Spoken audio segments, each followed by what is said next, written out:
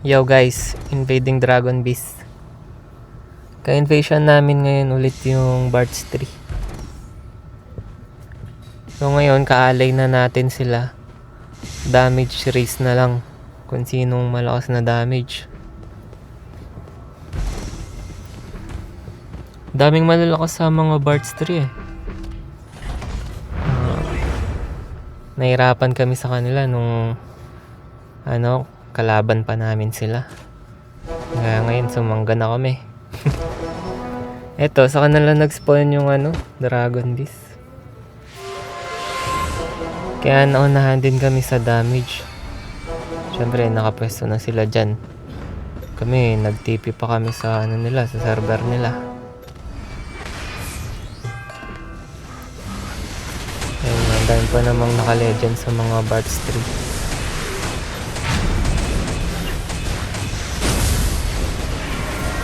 Ngayon, payapaan na kami ngayon guys. Pati sa Veora, wala nang kalaban. Nagsangga-sangga na kami.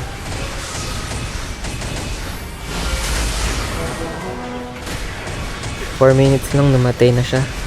Ang dami kasi namin.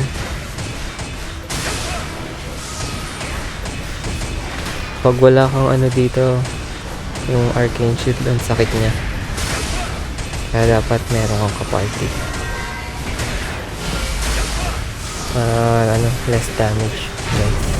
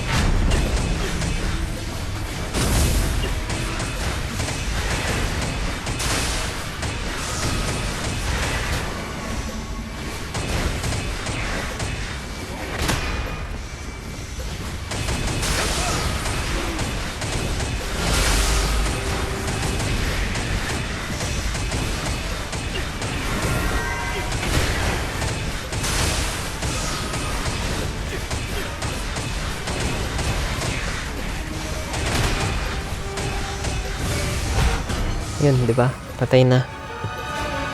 Hindi sa amin. Check nyo guys yung damage nila. Di ba nga, nauna sila. Sa kanila nag-spawn. Kaya sila yung unang nakahit. Pero sobrang lakas talaga ng mga Bards 3 guys. Kaya shoutout sa inyo lahat. Lalakas nyo. Alam ko may mga Pinoy yata din dito eh.